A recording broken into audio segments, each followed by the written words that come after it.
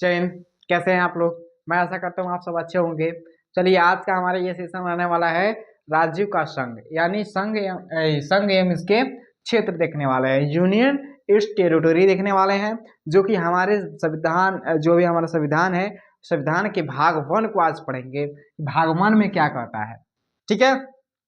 चलिए, आप इसका आप जो ये सीरीज चलने वाला है वो चलने वाला है एसएससीजीडी का, ठीक है। एसएससीजीडी अगर 2025 में अगर आप देखना चाहते हैं, अगर 2025 में अगर आप सिलेक्ट होना चाहते हैं, तो उसके लिए हम एक सीरीज चलाए हुए हैं जो कि आपको वो फॉलो करना पड़ेगा, ठीक है। तो अगर आप चैनल पर नए हैं तो इसको सब्सक्राइब कीजिए, ठीक है, और अपने दोस्तों के पास भी शेयर कर दीजिए ताकि वह भी इसका लाभ उठा सके, ठीक है। अगर हम सबसे पहले अगर हम देखें तो ये हमारा संघ एवं इसके क्षेत्र, ये हमारे संविधान के भाग 1 में मिलता है। किसमें मिलता है? तो ये हमारे संविधान के भाग 1 में मिलता है, जो आर्टिकल 1 से लेकर के 4 तक का है। कितना है? तो आर्टिकल 1 से लेकर के 4 तक का है। आर्टिकल 1 की अगर हम देखें, आर्टिकल 1 क्या कहता है, तो आर्टिकल 1 में कहता है इंडिया अर्थात भारत क्या होगा? राज्यों का संघ होगा। अगर इसको हम ध्यान से देखें, इंडिया अर्थात भारत राज्यों का संघ होगा। तो अगर हम इसको ध्यान से देखें तो ये दो बातों को स्पष्ट कर रहा है, एक इंडिया को नाम को लेकर के, और एक देखें तो ये राज्यों, हमारा भारत का राज्य कैसा है इसके बारे में बता रहा है।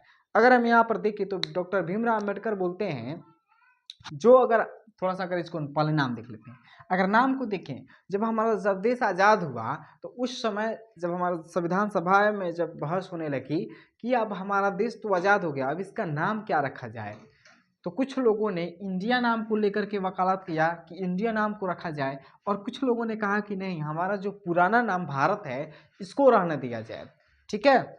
अब यहाँ पर बहस होने लगती है तो डॉक्टर भीमराव अम्बेडकर कहते हैं क्यों ना हम इन दोनों नामों को स्पष्ट एडॉप्ट कर ले, क्योंकि जो हमारा जो इंडिया नाम है वो अभी फिलहाल बहुत ही मशहूर है और ये पूरे विश्व में इंडिया नाम से जाना जा रहा है। और जो अगर हम रख लेते हैं, अगर इंडिया नाम रख लेते हैं तो बहुत ही सारे हमारा जो भी व्यापार है या इससे संबंधित कोई भी चीज़ है तो वो हमें आसानी में बहुत अधिक प्राप्त होगी। और जो हमारा जो सांस्कृतिक जो है वो भारत नाम अच्छा रहेगा, तो क्यों ना हम दोनों नामों को रख लें। तो ये बहस होकर के सहमति से इन दोनों नामों को एक्सेप्ट किया जाता है, स्वीकार किया जाता है, ठीक है। अगर हम बात करें राज्यों की संघ को लेकर के, तो यहाँ पर डॉक्टर भीमराव अम्बेडकर कहते हैं कि ये जो राज्य जो हमारा है ना, ये हमारा जो राज्य है ये किसी भी जो हमारा देश है भारत, वो किसी भी राज्य के समझौते का प्रमाण नहीं है। यानी कहने का अर्थ उनका था कि किसी भी राज्य को हमने समझा बुझा करके देश नहीं बनाया है, बल्कि एक देश था और इसके प्रशासनिक सुविधा को देखते हुए हमने राज्यों में इसको विभाजित किया हुआ है, ठीक है। अगर वहीं पर अगर अमेरिका को अगर हम देखें तो उसका जो भी उसका जो भी राज्य है वो समझौते का परिमाण है। यानी अगर मान लीजिए कि अमेरिका के ये मान लीजिए ये राज्य है, ठीक है, ये मिला करके एक देश को बनाया हुआ है सब, ठीक है। बल्कि हमारे वहाँ वैसा नहीं है, बल्कि हमने देश जो हमारा पहले से बना हुआ है और इसकी सुविधा के अनुसार हमने राज्य को विभाजित किया है, हमने राज्य में बंटा हुआ है, ठीक है। तो इससे अगर यहाँ से प्रश्न पूछा जाए क्या भारत के जो भी राज्य हैं वो भारत से अलग हो सकते हैं, तो बिल्कुल नहीं हो सकते हैं। क्यों नहीं हो सकते हैं? क्योंकि यह राज्यों का संघ है, ठीक है। संघ में कोई भी राज्य अलग नहीं हो सकता है। अगर वहाँ पर अगर हम देखें परिसंघ, ये क्या है? परिसंघ है। ये अमेरिका क्या है? परिसंघ है, यानी इससे राज्य टूट करके देश से अलग हो सकती है, बल्कि हमारा राज्य इसलिए नहीं अलग होगा क्योंकि वह संघ है, ठीक है। तो ये इन बातों पर आपको ध्यान देना पड़ेगा। अगर वहीं पर अगर हम देखें आर्टिकल 2 की अगर हम बात करें, आर्टिकल 2 क्या कहता है इसको बारे में थोड़ा सा समझ लेते हैं। आर्टिकल 2 में कहता है नए राज्यों की स्थापना तथा प्रवेश, यानी अर्थात भारत के संसद के पास यह अधिकार है कि वह किसी विदेशी क्षेत्र को भारत में मिला सकती है, ठीक है। यानी आर्टिकल 2 के कहने का अर्थ है भारत राज्यों की नए राज्यों की स्थापना या प्रवेश, ठीक है। अर्थात भारत के संसद के पास यह अधिकार है कि वह किसी भी विदेशी क्षेत्र को अपने भारत में मिला सकती है। यानी अगर भारत की संसद अगर चाहे वो किसी दूसरे विदेशी क्षेत्र की जो भी ज़मीन है या क्षेत्र है उसको अपने आप में मिला सकते हैं, जैसे हमने सिक्किम को मिलाया हुआ है। कैसे मिलाया हुआ है? जैसे हमने सिक्किम को मिलाया हुआ है, जैसे सिक्किम, जैसे सिक्किम को मिलाया हुआ है हमने, ठीक है, सिक्किम को मिलाया हुआ है। तो ये हो गया। जब सिक्किम आया तो वहाँ का सिटीजनशिप भी आया, ये हम नागरिकता में पढ़ेंगे, ठीक है, वहाँ से थोड़ा सा स्पेशली पढ़ लेते हैं। बल्कि हम यहाँ पर एक एग्जाम्पल के तौर पर दिखा दिए कि सिक्किम को हम मिला सकते हैं। अब ये हो गया। यहाँ से पूछेगा किस विदेशी क्षेत्र को अपने आप में मिलाने के लिए किसके पास शक्ति है, भारत में मिलाने के लिए, तो वो संसद के पास है, ठीक है। अब हम आर्टिकल 2, 3 देख लिए, 2 देख लिए, अब हम 3, 4 देखते हैं, ठीक है। आर्टिकल 3 देखते हैं कि आर्टिकल 3 में क्या कहा गया है। चलिए आर्टिकल 3 को हम देखते हैं, आर्टिकल 3 ही क्या कहता है। आर्टिकल अगर हम 3 में देखिए तो ये क्या कहता है, इसके बारे में थोड़ा सा हम चर्चा कर लेते हैं। चलिए अगर हम यहाँ पर आर्टिकल 3 में अगर हम देखें, आर्टिकल 3, आर्टिकल 3 ये कहता है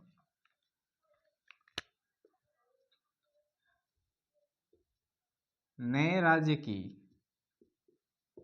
स्थापना तथा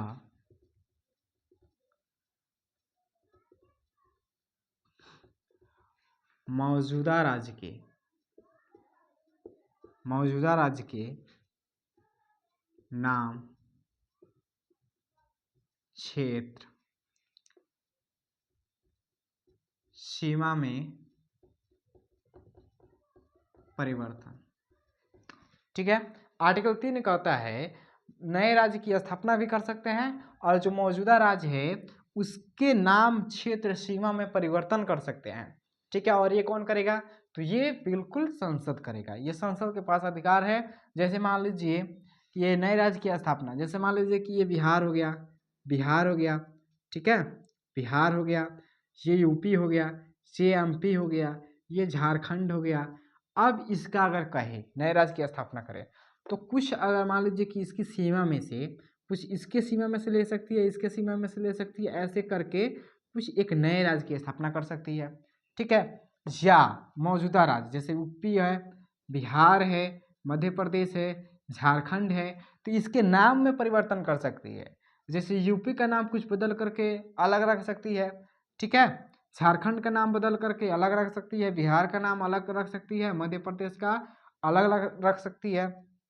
तो ऐसे नाम में परिवर्तन कर सकती है या सीमा में परिवर्तन कर सकती है।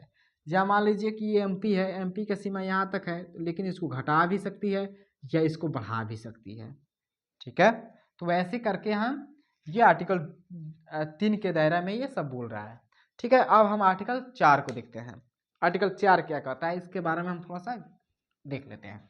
आर्टिकल अगर 4 की अगर हम बात करें, ठीक है, आर्टिकल 4, आर्टिकल 4 की अगर हम बात करें, आर्टिकल 4, आर्टिकल 4 क्या कहता है इसके बारे में हम थोड़ा सा जानने की कोशिश करेंगे और बहुत ही अच्छा तरह से समझेंगे। आर्टिकल 1, सॉरी आर्टिकल 2 और आर्टिकल 3 में, आर्टिकल 3 में साधारण बहुमत का प्रयोग होगा। क्या होगा जी, साधारण बहुमत का प्रयोग होगा, बहुमत का प्रयोग होगा, ये कह रहा है। आर्टिकल 4 क्या कहता है, आर्टिकल 2 और आर्टिकल 3 में साधारण बहुमत का प्रयोग होगा। अगर हम बहुमत अगर देखें तो बहुमत को थोड़ा सा समझ लीजिए, बहुमत है ये, बहुमत, बहुमत का बातें कह रहा है। यानी बहुमत का अगर हम देखें, बहुमत का क्या हो गया, जैसे मान लीजिए कि कोई नेता कुछ इलेक्शन में खड़ा होता है या कुछ आपके पक्ष में कोई है, तो आपको यहाँ से अगर मान लीजिए कि अगर 100 मेंबर्स हैं, 100 मेंबर्स हैं, तो कम से कम आपको अगर 51 वोट अगर मिलता है, 100 में से 51 वोट, तब हम जीतेंगे, तब आपका बहुमत साबित होगा। ठीक उसी प्रकार संसद में ये होता है कि भारतीय संविधान में जो संशोधन किया जाता है तो वो कैसे किया जाता है, तो एक साधारण बहुमत के द्वारा संशोधन किया जाता है और एक विशेष बहुमत द्वारा संशोधन किया जाता है। साधारण बहुमत में क्या होता है, यानी 50% प्लस 1 सांसद आपके पक्ष में होना चाहिए, तब वो बिल पास हो सकती है। ठीक है, विशेष बहुमत में क्या है कि 2/3 सांसद आपके पक्ष में होना चाहिए, तब वो बिल पास होगा। इतना से बहुमति लेना पड़ेगा। लेकिन साधारण में क्या है कि 50+1 से हो जाना चाहिए। तो वही कह रहा है कि आर्टिकल 2 और आर्टिकल 3 में अगर संशोधन करना हो तो अगर करना हो तो यहाँ से क्या होगा, साधारण बहुमत का प्रयोग होगा, क्योंकि 50+1 सांसद अगर सपोर्ट में आ जाएंगे तो इसमें आप संशोधन कर सकते हैं। जैसे किसी राज्य को अगर मिलाना हो या इसका नाम सीमा में क्षेत्र में ऐसे करना हो तो ये आप ऐसे कर सकते हैं, साधारण बहुमत का इसमें प्रयोग होगा। ठीक है, अब ये देख लिया आर्टिकल 1 से लेकर के 4 तक। अब थोड़ा देखते हैं देशी रियासतों का एकीकरण। ठीक है, तब तक इसको जल्दी से आप नोट कीजिए। अब हम देखते हैं आगे। आगे अगर हम बात करें देशी रियासतों का एकीकरण, तो उसको हम थोड़ा सा समझने की कोशिश करेंगे और इसके बारे में हम चर्चा कर रहेंगे। चलिए इसको हम थोड़ा सा समझ लेते हैं। अगर हम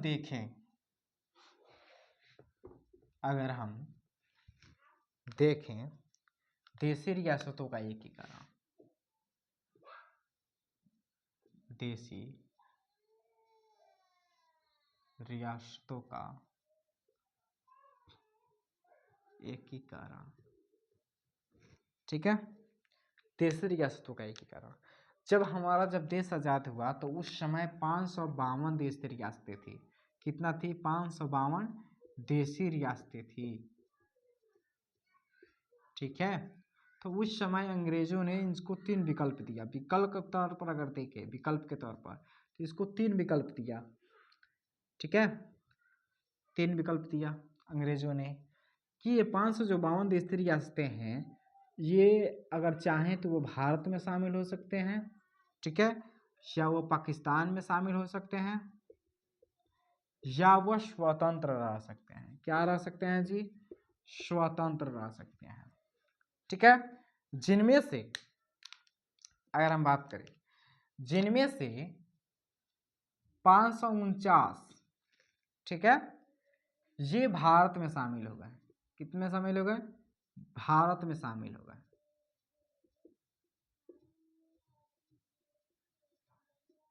बचे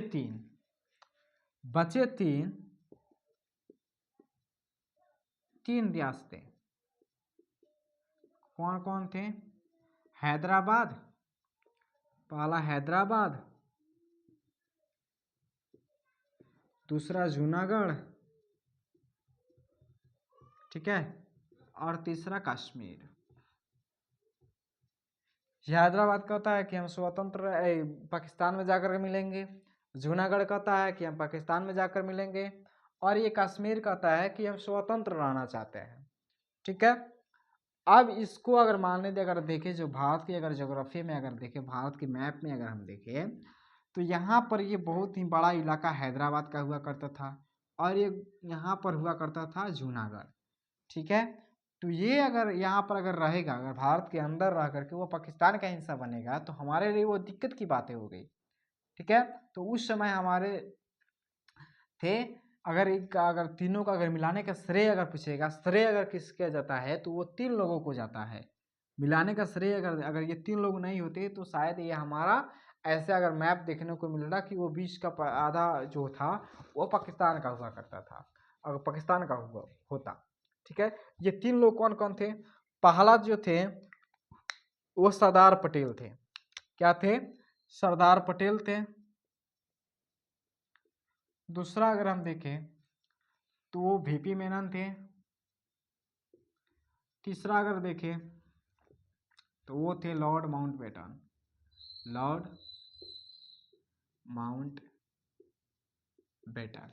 ये जो 3 थे, 3 ही बहुत अच्छे से, ये तीनों ने ही इसको एकत्रित किया। ठीक है, हैदराबाद को क्या किए तो इसको थोड़ा सा हम समझने की कोशिश करेंगे और हैदराबाद को देखते हैं। हैदराबाद को अगर हम देखते हैं, हैदराबाद को अगर हम देखें, यहाँ पर ये हैदराबाद को हम जो पुलिस थी, सेना को हमने पुलिस की वर्दी बना दिया। ठीक है, सेना को हमने पुलिस की वर्दी बना दिया और हैदराबाद पर चढ़ाने के लिए बोल दिया, जिसका नाम था ऑपरेशन पोलो। ऑपरेशन पोलो, ठीक है। ये जाता है, ऑपरेशन पोलो होता है, और इसको धो धा करके भारत में मिला लिया जाता है। कब मिलाया जाता है? तो इसको 17 सितंबर, कब मिलाया जाता है? तो 17 सितंबर 1948 1948 को इसको मिलाया जाता है, ठीक है। और दूसरा था जूनागढ़, दूसरा जूनागढ़ था। इसको क्या किया जाए, यह पाकिस्तान में मिलना चाहता था, लेकिन जूनागढ़ में क्या था, यहाँ पर जो था मेजोरिटी, यहाँ पर जो प्रजा थी वो हिंदू थी, लेकिन वहाँ का नवाब जो था वो मुस्लिम था। अब वो सरदार पटेल जाते हैं और कहते हैं कि तुम्हारा जो नवाब है वो तो मुसलमान है, वो पाकिस्तान में जाना चाहता है, तुम लोग कहाँ पर जाओगे। तो वहाँ पर वो जनमत संग्रह कराते हैं कि चलो जिसका अगर वोट, अगर कोई अगर जिसको अगर पाकिस्तान में रहना चाहता है तो वो वोट करे, जिसकी संख्या ज़्यादा होगी उसको वह ज़मीन ले लेगा। तो यहाँ पर वोट होती है, ठीक है, जनमत संग्रह होती है, और जनमत संग्रह कराकर, जनमत संग्रह कराकर इसको भारत में मिला लिया जाता है, ठीक है। इसको हैदराबाद को कैसे मिलाया गया? ऑपरेशन पोलो करके, ऑपरेशन पोलो यानी सेना को भेजा गया और उसको पुलिस की वर्दी बना दिया गया और इसको ऑपरेशन पोलो नाम दे दिया गया, ठीक है। तीसरा देखते हैं कश्मीर को। कश्मीर को हमने कैसे मिलाया? कश्मीर की अगर हम बात करें, कश्मीर को, कश्मीर में अगर हम देखें तो कश्मीर को हम, ये जो यहाँ के राजा था हरि सिंह, कौन था? हरि सिंह। हरि सिंह था, ये कहता है कि हम स्वतंत्र रहेंगे। तो कहते हैं ठीक भाई, ऊपर तुम है, यहाँ पर अलग है, तो हमको कोई दिक्कत नहीं है, चलो तुम रहो स्वतंत्र। उसके बाद जब जिन्ना देखता है कि हाँ तुम स्वतंत्र रहेगा, उसके बाद ये चढ़ाई कर देता है, किस पर? कश्मीर पर, हरि सिंह पर। अब ये अपना लंगोट सरिया कर भागते हैं सरदार पटेल के पास, और सरदार पटेल के पास आकर कहते हैं कि महाराज हमको वो बहुत फफेला दाब कर मार रहा है, थोड़ा सा बचा लीजिए। तो ये कहता है हम क्यों बचाएं, तुम्हारे चलते हम क्यों खतरा मोल लें। तो एक तो कहते हैं तो हमारा क्या लाभ होगा। तब ये कहता है कि हम कश्मीर दे देंगे आपको, भारत दे देंगे। तो कहता है कि आप, तुमको बोलने से होगा, हम मार कर भगा दें, उसके बाद तुम कहेगा कि हम तो बोले थे, ऐसा नहीं होगा। तो कहते हैं कि एक काम करो, एक जल्दी से आप विलय पत्र पर हस्ताक्षर कीजिए, विलय पत्र पर विलय पत्र लाइए, और विलय पत्र पर हस्ताक्षर करके पंडित जवाहरलाल नेहरू को क्या कीजिए, सौंप दीजिए उनको। उसके बाद ये जाता है हरि सिंह, विलय पत्र पर हस्ताक्षर करके पंडित जवाहरलाल नेहरू को सौंप देता है। उसके बाद ये कश्मीर को हम, जो कश्मीर था उसको हम भारत का हिस्सा बना लेते हैं। ऐसे करके हम कश्मीर को भारत का हिस्सा बना लिया, ठीक है। आप इसको समझ गए। अब हम थोड़ा सा और आगे बढ़ेंगे, और आगे हम देखेंगे कि और क्या था कि राज्यों का पुनर्गठन, आयोगों को गठन क्यों करना पड़ा, ठीक है। इसको हम देखते हैं, चलिए।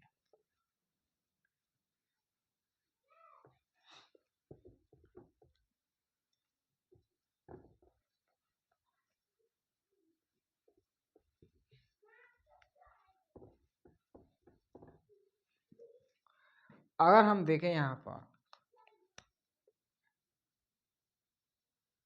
राज्यों का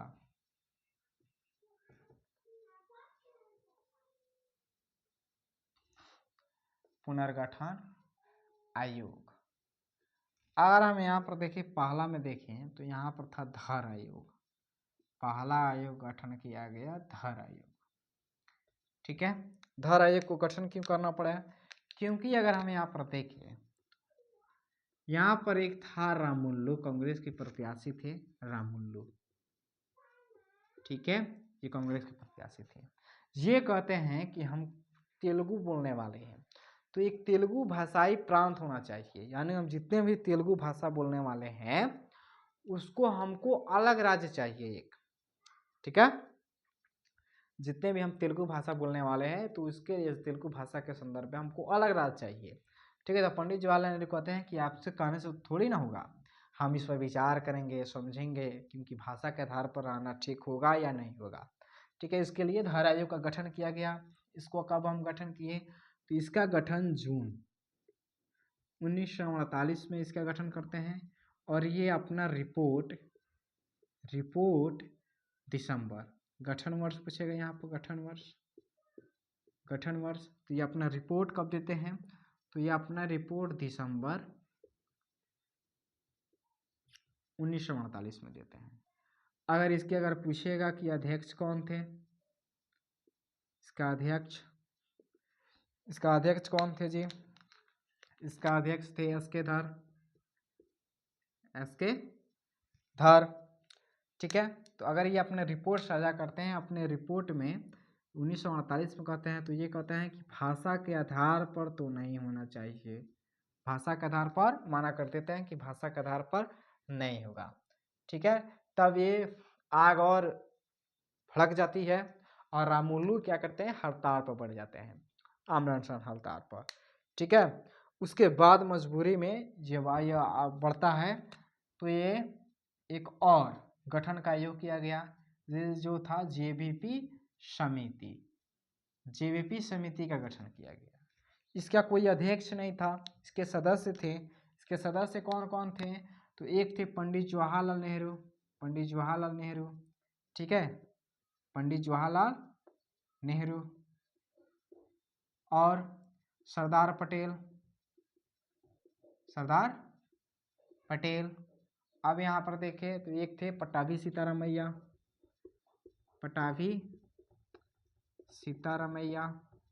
ये थे। इनका गठन कब किया गया, तो इनका गठन अगर हम देखें गठन वर्ष, तो इनका गठन कब किया गया, तो इनका गठन दिसंबर 1948 में किया गया। ठीक है, ये अपना रिपोर्ट कब साझा करते हैं, रिपोर्ट कब देते हैं, तो ये अपना रिपोर्ट देते हैं अप्रैल 1949 में। क्या देते हैं, 1949 में देते हैं। और यह भी कहते हैं कि भाषा के आधार पर हमको देश को नहीं बांटना चाहिए, राज्य को विभाजित नहीं करना चाहिए भाषा के आधार पर। ठीक है, तब तक ये क्या करते हैं, रामुलू मर जाते हैं, क्योंकि भूख हड़ताल करते हैं। उसके बाद ये चल बसते हैं, तब ये आंदोलन और बड़ा रूप लेता है। उसके लिए एक और गठन किया गया, एक और आयोग का गठन किया गया, जिसका नाम था फजल अली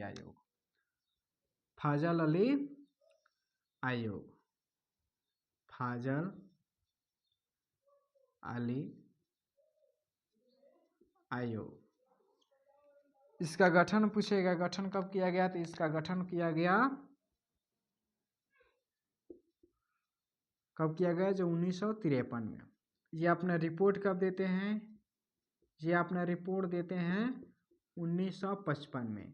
और ये भाषा के आधार पर बांटने को तैयार हो जाते हैं, कहते हैं कि बांट दीजिए, इससे कुछ नहीं होगा, लेकिन ध्यान रहे कि ये अधिक प्रशासनिक सुविधा के अनुसार होना चाहिए। ठीक है, ये इनके कहते हैं। जब ये कह देते हैं तो हमारे संविधान में 7वां संविधान संशोधन होता है। 7वां संविधान संशोधन होता है 1956 में, जिसके तहत 14 राज्यों का गठन किया गया। ठीक है, तो आई होप आप समझ गए होंगे। तो यहाँ से हमारे ये संघ एवं इसका क्षेत्र यहाँ से समाप्त होता है। और यहाँ पर SSCGT में इससे ज़्यादा नहीं पूछेगा, तो आपके लिए इतना ही काफ़ी होगा। ठीक है, चलिए, अगर आपको वीडियो अच्छा लगा तो इसको लाइक सब्सक्राइब जरूर कीजिएगा और अपने दोस्तों के पास भी शेयर इसको ज़रूर कीजिएगा। चलिए, फिर मिलेंगे नेक्स्ट वीडियो में, ऐसा वीडियो हम लाते रहेंगे। ठीक है, तो आप इस वीडियो से वंचित ना रह जाएं, इसके लिए आपको क्या करना पड़ेगा, सब्सक्राइब करना पड़ेगा। ठीक है, चलिए मिलते हैं कल।